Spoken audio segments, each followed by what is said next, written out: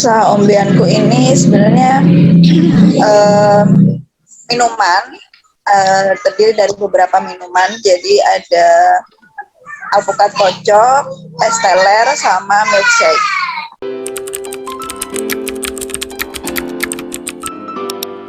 2018, tapi itu masih online. 2018 itu masih online.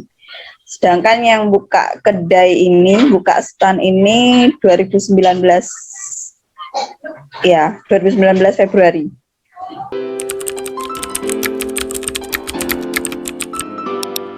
Kalau usaha minuman lain itu biasanya kan contohnya ya minuman boba-boba. Nah itu mereka tuh khusus menjual hanya boba-boba aja dengan varian yang mungkin varian rasa ya kayak strawberry dan lain sebagainya. Sedangkan di ombeanku, kenapa dibilang ombeanku? Karena di situ ada berbagai macam minuman. Jadi ada alpukat kocok variannya, ada alpukat kocok sama es teler, terus sama milkshake. Nah, jadi kalau di ombeanku ini nggak hanya satu jenis minuman aja, itu ada beberapa jenis minuman.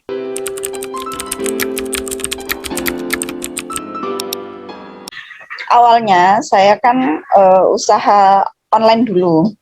Usaha online itu saya buat susu jelly botolan. Waktu itu sudah banyak ini ya, sudah banyak pelanggan, sudah banyak peminat. Saya juga naruh di rumah sakit saat itu sudah rame, dan sampai akhirnya COVID melanda. Nah, COVID melanda, perkantoran juga banyak yang off kan kerjanya di rumah, terus rumah sakit juga nggak bisa leluasa keluar masuk, nggak bisa nitip produk saya lagi di rumah sakit ataupun di kantor-kantor. Nah dari situ akhirnya saya sama suami berpikir untuk gimana kalau buka stand aja, jadi buka lapak. Nah kalau buka lapak kan orang-orang yang datang ke kami, jadi akhirnya kami buka lapak tapi dengan varian yang berbeda dengan yang kami buat di produk botolan itu tadi. Kalau di botolan kan susu jelly. Nah, ini pas kita buka lapak itu dulu awal alpukat kocok sama es kacang hijau. Terus lambat laun yang paling laku yang alpukat kocok, sedangkan kacang hijaunya kurang ini.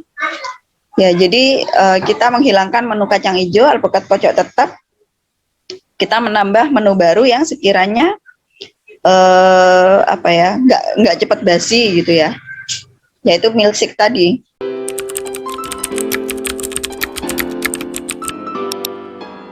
Sebenarnya ini ya, kita melihat pasar gitu ya. Itu apa yang lagi tren gitu di masyarakat, apa yang lagi tren di pasar saat ini seperti itu. Jadi dari situ kita dari YouTube, terus kita lihat di jalanan apa yang banyak dijual seperti itu, dan dari situ di remake lagi, kita coba lagi di rumah. Jadi akhirnya yang sekiranya beda dengan minuman yang dijual sama orang-orang kebanyakan kayak gitu. Jadi mengembangkan idenya seperti itu. Jadi mengamati dari apa yang dijual orang-orang, terus kita coba-coba sendiri, dan kita buat perbedaan dari yang mereka jual seperti itu.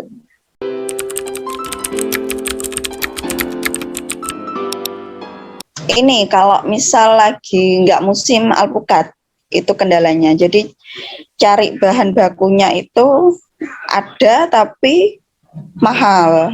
Seperti itu. Sedangkan alpukat kocok ini varian yang paling laris, maksudnya best seller. Jadi kalau nggak ada alpukatnya, terus ditawari varian lain, orang kadang nggak mau seperti itu. Itu kendalanya sih di alpukat. Kalau yang lainnya kan kalau minuman serbuk gampang dicari ya, gampang dicari. Sedangkan minuman es teler juga gampang bahan-bahannya. Yang susah ini kalau pas alpukat mahal dan barangnya langka, Itu yang jadi kendala saat ini.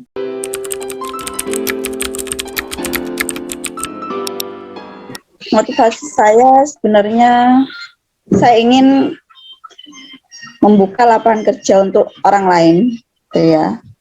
Atau misal saya juga ingin biar saya bisa membagi waktu antara saya sama keluarga, sama saya bekerja, sama saya membantu suami saya.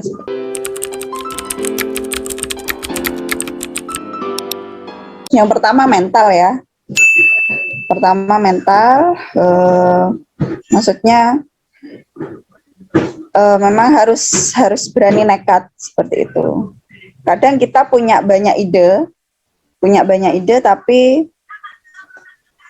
mental kita terlalu takut untuk nanti takutnya nggak ada yang beli, takutnya sepi atau gimana seperti itu. Kedua, kita menyiapkan produk kita. Jadi kita benar-benar nggak asal-asalan bikin sesuatu. Misal yang lagi tren es boba gitu ya. Oh banyak nih yang jual es boba, ayo kita buat juga gitu es boba. Tapi sama aja gitu, maksudnya nggak ada bedanya dengan lapak-lapak yang lain seperti itu. Nah jadi kita membuat produk yang berbeda dengan yang lain. Intinya tuh amati, tiru, dan dimodifikasi. Yang ketiga itu modalnya juga. Ya jelas itu sudah. Jadi modal kita ya kita hitung-hitungan, maksudnya pendanaan dari mana gitu. Misalkan ada dana hibah atau kita punya tabungan sendiri untuk buka usaha, sekiranya cukup nggak kalau misal buka stand atau gimana seperti itu.